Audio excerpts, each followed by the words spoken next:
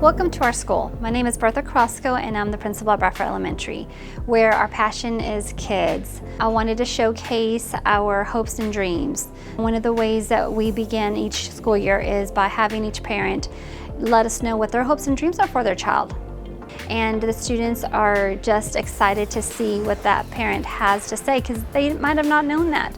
This teacher, she put hers out here and she also has affirmation buckets with them. So each student can go and just give a quick little affirmation just to know that everybody's important at our school. We also do goal setting. So our goal setting also has to do with our hopes and dreams letters from our parents. And we always work hard to make sure our students are reaching their goals, but also we know what their goals are and what their parent goals are for them. So here at Bradford Elementary, we are a national Capturing Kids' Heart Showcase school. And so what that means is that we have just jumped in and we are all about building relationships with our students, with our staff, with our parents, and our school community. We start with a social contract. So a social contract is, we also tell students, it's not rules. This is how we're going to treat each other. So we start building it with our staff. So anything that we implement with our teachers, we also model as our team here. So our teachers came up with this. We asked some guiding questions. How do you want to be treated by me? How do you want to be treated by others?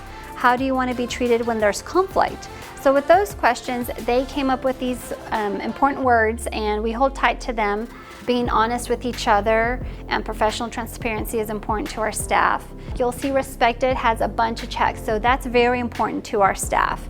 All the signatures is we are making that promise to hold tight to the social contract and to respect and honor each other.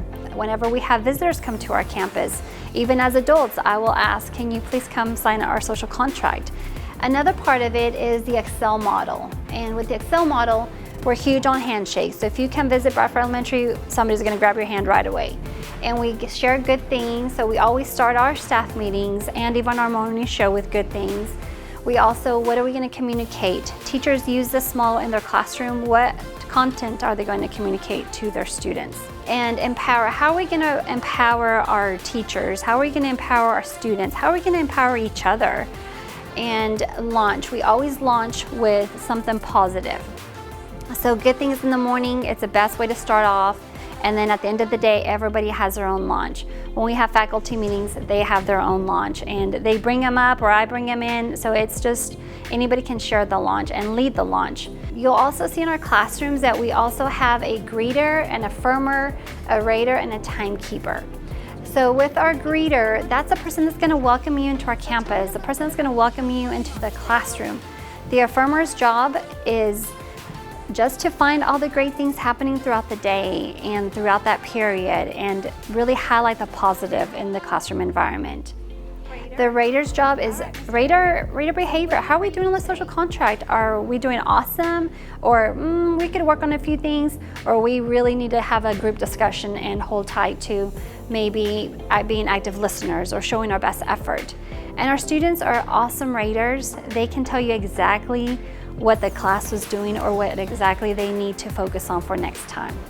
Our first step in introducing community-based accountability to our staff is going over our moral imperative. What is our specific role in it? So we wrote down, we talked about community-based accountability, and we went into depth and just making sure that we are reaching the whole child.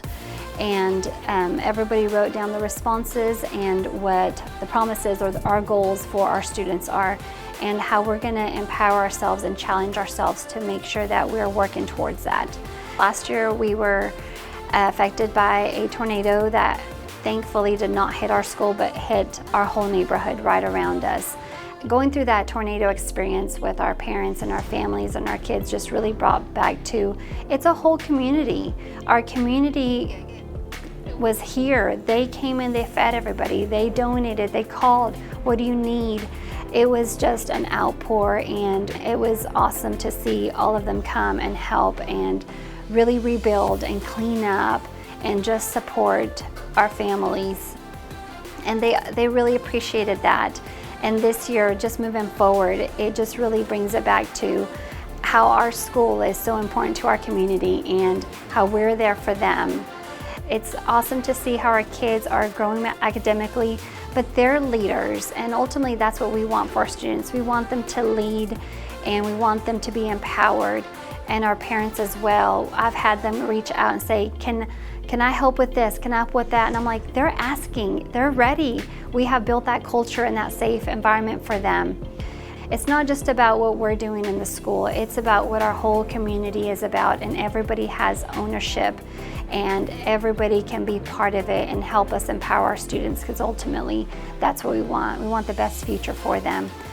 So I'm proud to be at Bradford Elementary and excited for our future here, and I can't wait to see what the end of the year looks like for us.